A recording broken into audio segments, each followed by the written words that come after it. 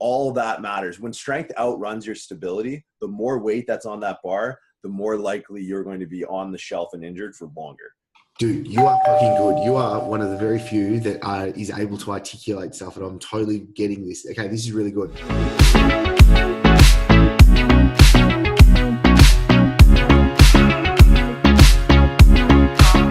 So this is a question I actually get quite commonly, and this is, how do I get stronger? You might be going to the gym, doing your training, you might be doing everything right, but you're not really seeing your progress come along.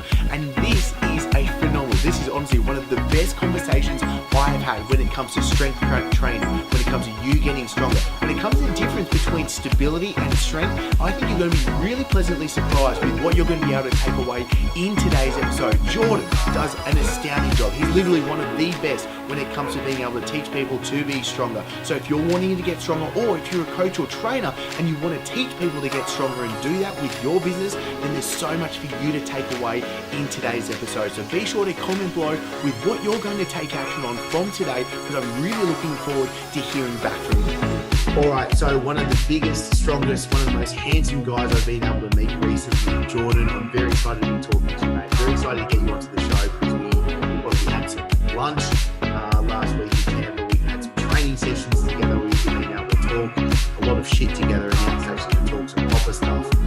Before we do so, I just want to say thank you, mate, for taking the time out for me to do this. Oh no, dude, awesome! This was very, very serendipitous.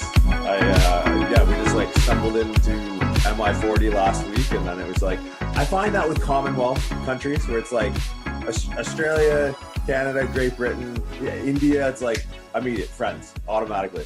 Dude, it was just so perfect. Okay, Let's dive into this because there's a lot of different stuff I want to talk to you about. You are very, very good at many things, which is superb. So I'm really actually excited where this conversation is going to lead. But before we do so, who is Jordan and why are you so phenomenal?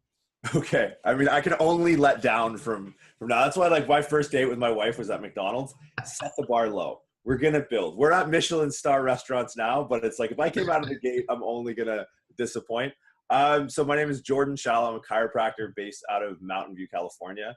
I'm strength and conditioning coach for the Stanford rugby team, owner of prescript.com, co-host of RX Radio. I'm also a competitive powerlifter in the 110 kilo class. I think that's all the credentials. That wraps it up. Yeah, keep nice and busy. But basically, my kind of MO is integrating injury prevention, stability training, rehabilitation as it pertains to building strength.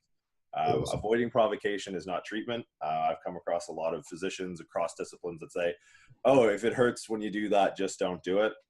And in the world of strength training, that's just not an option. So being a powerlifter and a clinician is it's made a nice contrast and kind of opened up a whole new market as far as just creating a conversation about how we can navigate this spectrum of health and fitness and do it as safe as possible. When it comes to people wanting to get stronger on broad strokes level, what do you feel like are the biggest mistakes that are being made? I just think out of the gate, just kind of foundational principles that get lost. And a lot of it's it's due to marketing, I think, like just the fitness industry in general being so driven by kind of the bottom line. Education is a very hard thing to sell. It's a lot easier to sell someone a lacrosse ball and a band and tools where no one really wants to sit down and read the manual first. And it's like, you could give me a hammer and a nail. I'm not going to try and frame your house. I have no idea. Those are great tools, but without the education, you're going to be putting together something that's bound to fail. So I think from that perspective, it's more so, how do you make the necessary education palatable, and how do you really reinforce its necessity to someone who, they look at maybe people like myself or people I compete against, and they don't see kind of the foundational work that goes into getting there. They just want the end result. And true of anything in the fitness industry, right? Yeah, totally. The immediate gratification or the idea of dose dependency, if some is good, more is better. Mm-hmm. It's just a few common principles that are lacking from people's inception into working out, that slowly start to snowball into very big problems that are self-limiting as far as your potential in building strength. Yes. So for me, it's proper movement patterns, proper assessments, and then how to implement interventions accordingly out of the gate are going to help people build a broader base that's going to end up building them to a higher peak. Okay, I love this. So let's put things into context. Let's think of two different people that we're going to talk to right now. Let's talk to somebody that wants to get stronger. Then we'll talk to somebody that wants to help people get stronger. As I know there's a lot of people like that tuning in right now with us. Somebody that wants to get stronger. Assessment-wise, what assessments should they be going through? How should they be doing it? Who should be doing the assessments? Then what next steps are usually required after that? So movement patterns are usually a good place to start, but too many people look, so for me, it's squat, bench, and deadlift. That's the metrics in which I measure strength. And in powerlifting, I mean, Olympic weightlifting is a little bit more technical. So as far as lifting the most weight, your power lifts, your big three are going to be the objective outcome measure in which we're going to test, assess, reassess, test, assess, reassess. So for me, it's understanding proper movement patterns first, but understanding that the joints that comprise the movement have a freedom of movement and an ability to move and stabilize far greater than the range of motion of these exercises is going to demand.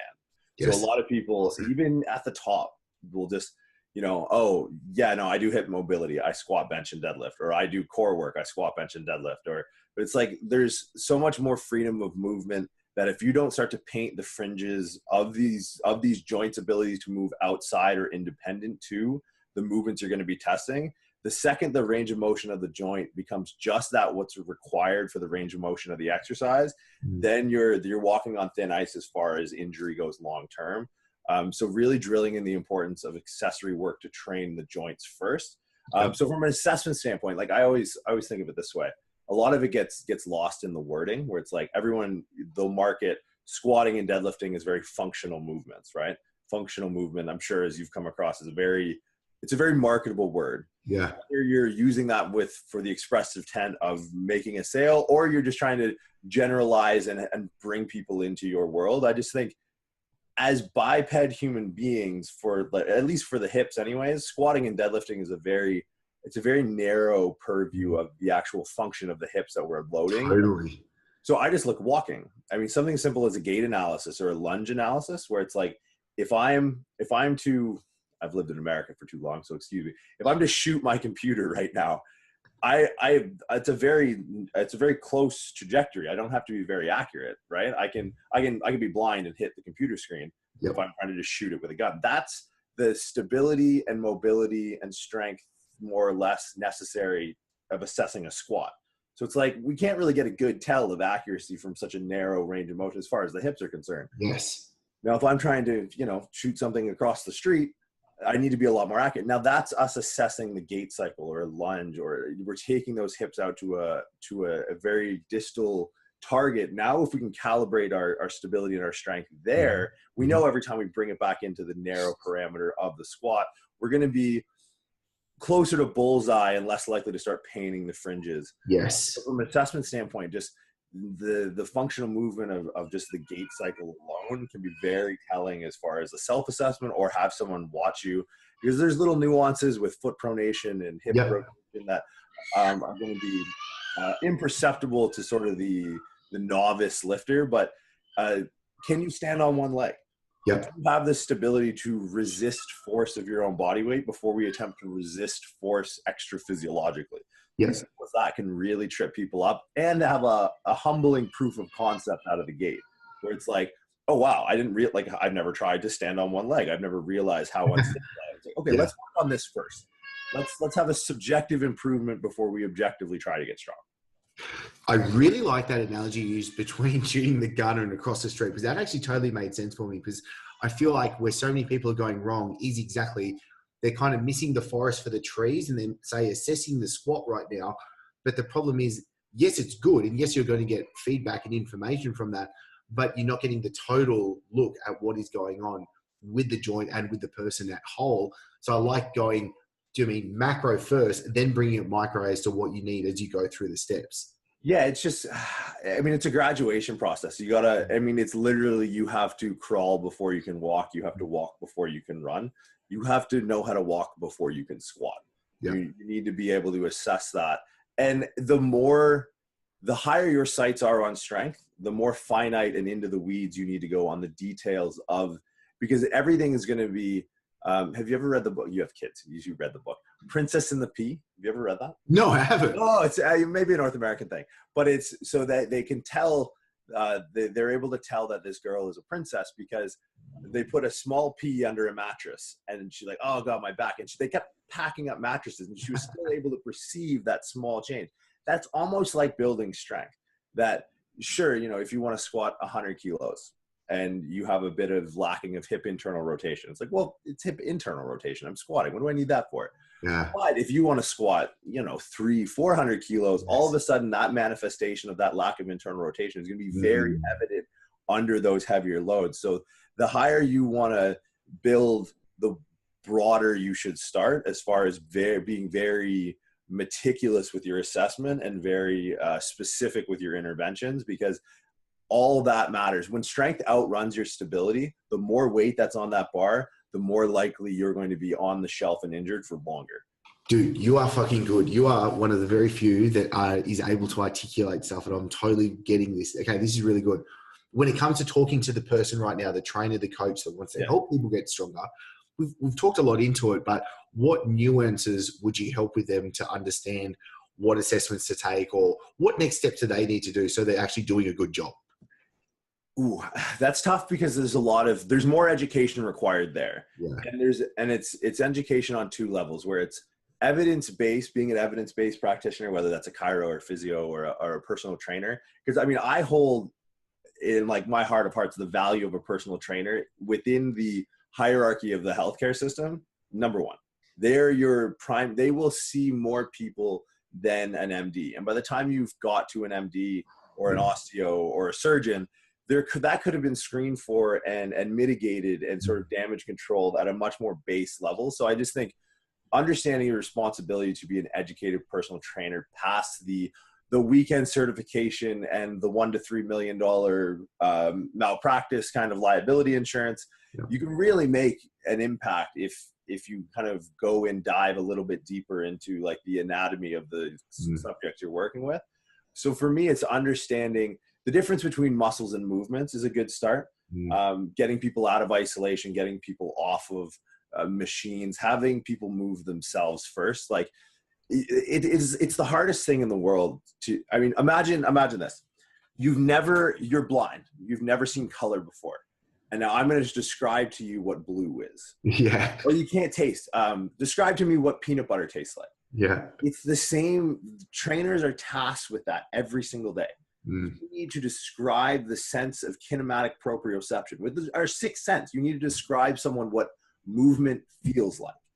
Holy shit, where do you start? If you think 2 days and a $300 course and a little plaque on the wall is going to do it, you're missing the boat. So I mean, you got to start with a passion to want to know these things, but there's knowing it and then knowing how to apply it, which is two separate things, which is something I run into in my field. It's like, okay, here's research. Here's 12 college age males performing this rehabilitation protocol post-op. And it's like, okay, if I have a college age male in my office that fits that particular, but for me, it's like, I deal with, you know, elite level athletes. So it's like, why would I want to take statistically average research and apply it to the 1% of performers on the planet? So it's like, I really need to learn how to extrapolate. And that's twofold. That's scaling the stimulus founded in research to physiologically have an adaptation that's going to be pertinent to the client or the subject or the patient, but also stepping away from physiology, in my opinion. How am I going to psychologically, but how am I going to instill buy-in into this patient that, hey, yeah, this sucks. You squatted 400 kilos last year. Now you have a torn quad.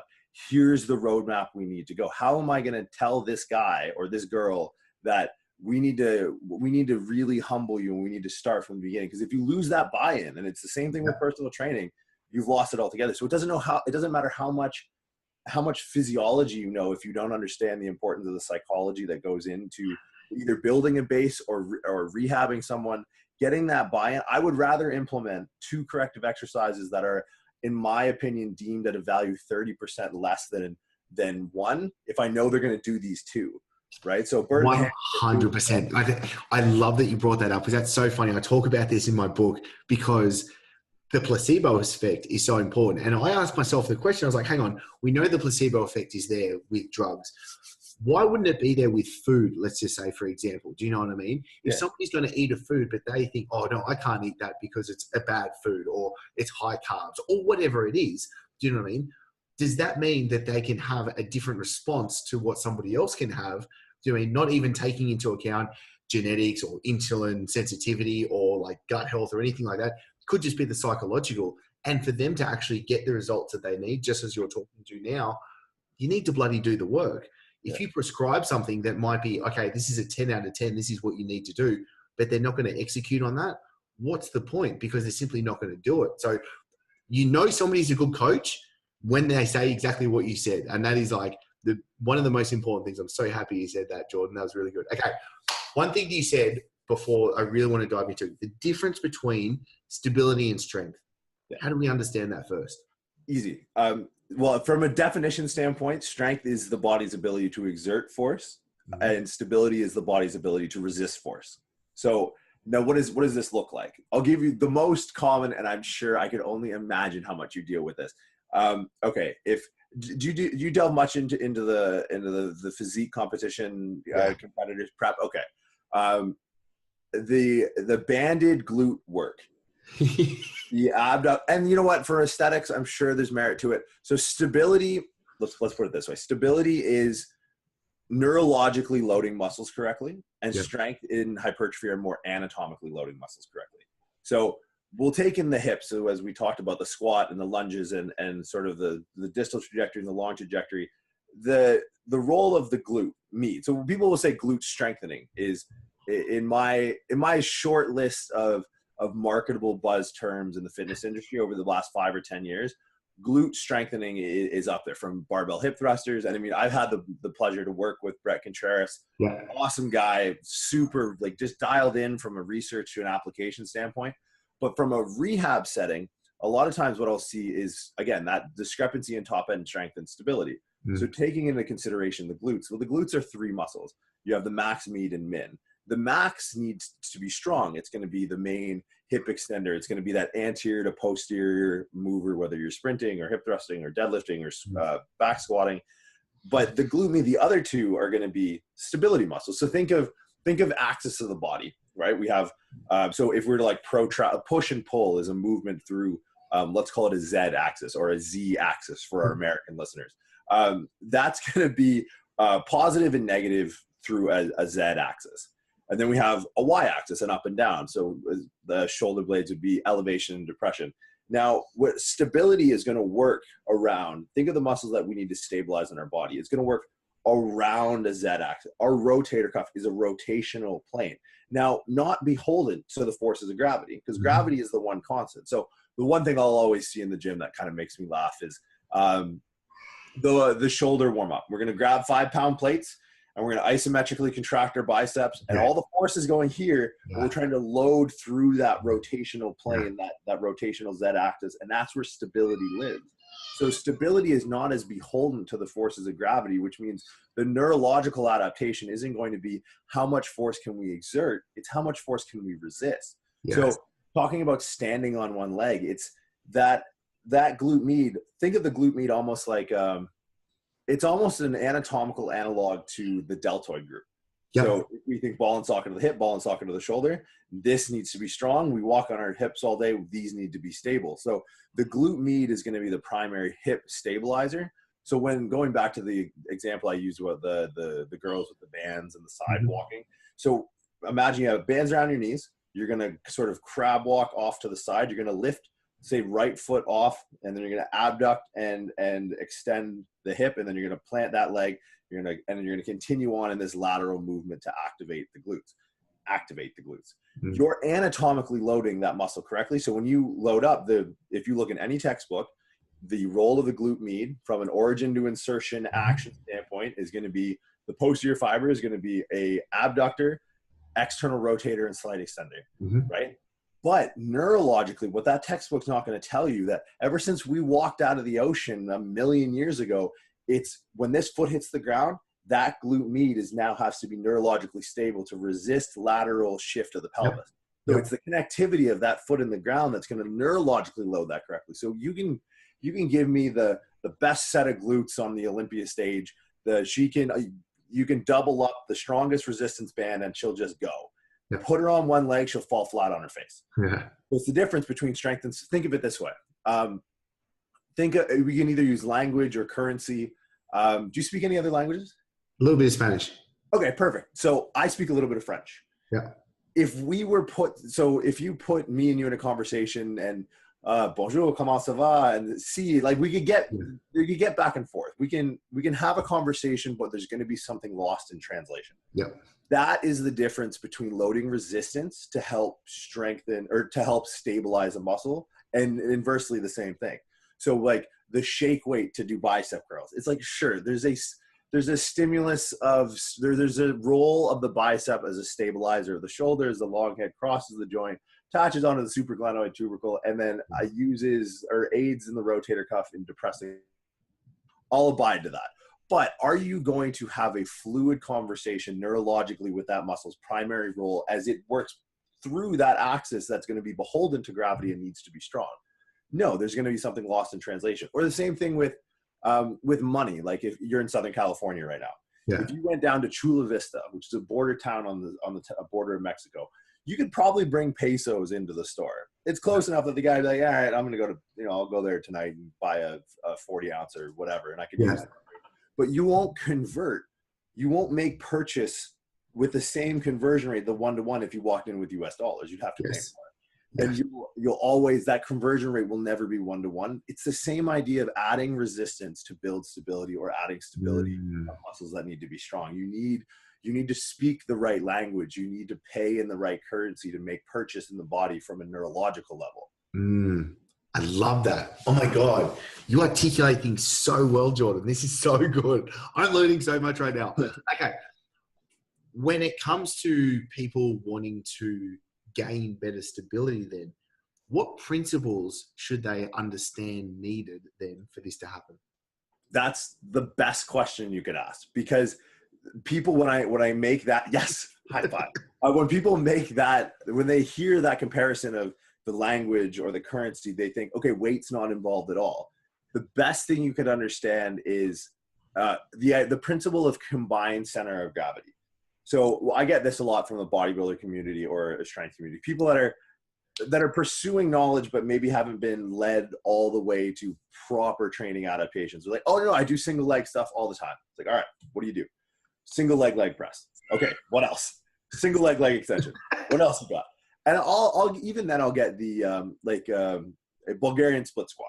3 or 4 elevate, but they do it in a Smith machine or with dumbbells, or in dumbbells with both hands, which is probably the closest to where we want to be from adapting to stability rather than resistance. So the idea of combined center of gravity is going to be, I mean, we all have this imaginary floating point of center. So think of, have you ever driven like a ute off a that's going to be a pickup truck to our North American friends, off like a turnpike or something, or like a Jeep off a turnpike, or like a wire cruiser or something with a high center of gravity. You're going to slow down, because when that takes that turn, the combined center of gravity is going to leave it. If the second that leaves the base of support of that vehicle, it's going to try and find the base of support and it's going to tumble. So that principle exists when we're trying to make progressions in stability. So I can get someone who's, and that's the nice thing about stability, is it's the quickest neurological or the quickest physiological adaptation you can make in the chronological order of adaptations in the body. You can take someone who can barely stand on one leg, and within 10 or 15 minutes, you can make them somewhat technically proficient at just tapping in and speaking that language of stability to whatever muscle group, rotator cuff, hip stabilizers, pelvic stabilizers, whatever. You can make a transient change very quickly, where it's like if you walked into the gym and you want to bench 500 pounds, like me too, buckle up. It's going to be like years and years, or sometimes decades, and sometimes you might not even get there. That adaptation past stability to skill adaptation to strength falls in an order chronologically.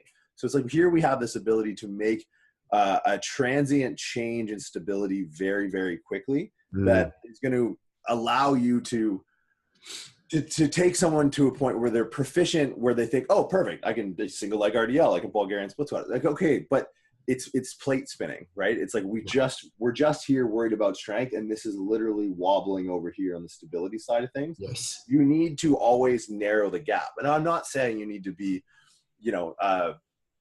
balancing a Bosu ball on your nose while like standing on a med ball, keeping it within the functional realm. So what I mean by that is going back to the center of gravity thing. Say we get to someone can Bulgarian split squat. They can put rear hip and extension up on a bench. They can anchor that. They can have the intent of external rotation through that front hip as the hip goes through structurally unstable positions, relies on that function. That knee tracks properly over the toe, comes back up. Good. I'm good forever. It's like, no, you're not. Yeah. You're good to a point in which your strength is now going to top out higher, but there's still going to be a discrepancy threshold that you're going to enter. So what you need to do then is you need to use resistance to alter the combined center of gravity of you and whatever stimulus is going to alter the position of that combined center of gravity of you and the weight. Yeah. Now, Smith machine, combined center of gravity is in the same place. Dumbbells, combined center of gravity is in the same place. Dumbbell in one hand, combined center of gravity is now shifted. So we're using resistance to further instability rather than using resistance to further strength or hypertrophic adaptation. So that's a big principle of understanding how we can use weight, not to, because I mean, if you can squat, 300-400 pounds, if your exercise loading parameter is going to limit you to maybe at best 70-pound dumbbells in each hand, 80-pound dumbbells in it, that's 160 pounds of resistance through quads and hamstrings that if loaded in a different loading parameter could handle 2 or 3 times more than that. So it's like, why would we go halfway on the stability side and halfway on the resistance side? Let's scale this stimulus down and let's lean into the stimulus that's afforded to us by the loading parameter of the exercise. So let's put a dumbbell in, like, give me someone that does 70s in one hand. I'll put a 50 in, or 70s in each hand. I'll put a 50 in one hand, exponentially harder. Exponentially. So that's that's the principle of understanding base of support. So the second we're on one leg, we've limited to base of support. Now, if we're able to keep that center of gravity within this base of support, using alternate means in which to take this theoretical point and deviating it further away so we can resist stability. Classic example, people that do planks, and they can do planks for just absurd amounts of time. And it's like, again, that to me is, it's a cute parlor trick. Like it balancing the nose on the Bosu. It's like, okay, that looks cool at parties. And, you might get a date with a fitness instructor at your local gym. But the idea of dynamic correspondence, the idea of what is the point of this other than just being good at this arbitrarily? How is it going to improve my squat, bench, and deadlift?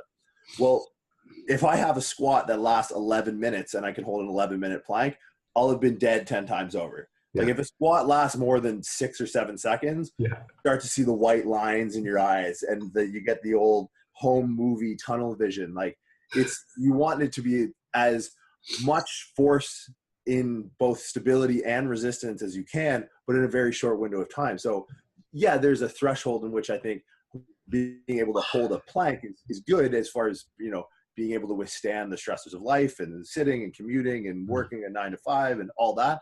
But from a dynamic correspondence perspective of me trying to be as strong as humanly possible for one rep, I need to think, okay, how can I alter the force vector on this muscle to create more load in extension, which my midsection or my transverse abdominis can resist? Because that's the point of the core, is not, it's for anti-movers, right? And then the plank, it's anti-extension. So what if I introduce an ab wheel? An ab wheel is great because now we're deviating that combined center of gravity. The shoulders are going over our head. The moment arm of extension on our lumbar spine is going to put so much more stimulus of that force drawing us forward. Now we're going to have to resist against that further. That to me is going to be a lot more transferable as far as neurologically loading and deviating the combined center of gravity of myself and the ab wheel to put more stimulus of instability on the lumbar spine. That principle is so transferable across your major stability hubs of your body, and that's going to be your shoulders, your spine, and your hips. Dude, this has been golden. Damn it. God damn it, this is good. Really? All right. Now, a couple of really important things. where do we go to find out more about what the hell it is you're doing? Okay. About your podcast, and then I'm going to put all this in the show notes below. Yeah. Podcast RX Radio. I'll be doing seminar tours. I do seminars all the time. If you're looking, so seminar bookings, it would be jordan@themuscledoc.com. Yeah. I'll be going through Australia from March 6th to the 27th.